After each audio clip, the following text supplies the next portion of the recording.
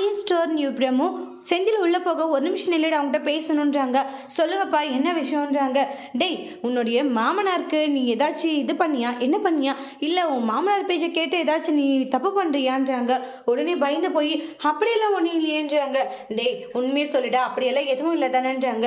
எனக்கு என்னவோ நீ உன் மாமனார் பேச்சை கேட்டு சில விஷயங்களை பண்ணிட்டு இருக்கியோன்னு என்னுடைய மனசு தோணுதுன்றாங்க.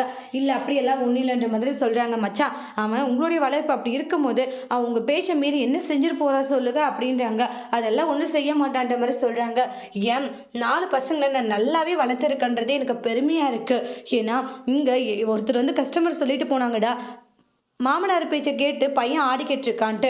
ஆனால் என்னுடைய பையன் அப்படி இல்லைன்றது எனக்கு தெரியும். அதனால் யார் என்ன சொன்னாலும் அவங்க பக்கம் மட்டும் நீங்கள் போயிடாதீங்கடா அப்படின்ட்டுலாம் சில விஷயங்களெல்லாம் சொல்கிறாங்க. மாமனார் பேச்சை கேட்டு தான் நம்ம இவ்வளோ பண்ணிகிட்ருக்கோம் அப்படின்ற மாதிரிலாம் நினச்சிட்டு இருக்காங்க. நம்மளுக்கு செந்தில் நம்ம ஒன்றும் தப்பு பண்ணி நம்ம சரியான விஷயத்துக்காக தானே பணத்தை கொடுத்துருக்கோம், அதில் ஒரு தப்பும் இல்லை அப்படின்னு சொல்லிட்டு ஒரு பக்கம் செந்தில் நினைக்கிறாங்க. அடுத்து வரக்கூடிய பிரமோல என்ன நடக்க போகுது அப்படின்றத நெக்ஸ்ட் வரக்கூடிய பிரமோல வெயிட் பண்ணி பார்க்கலாம். தேங்க்யூ.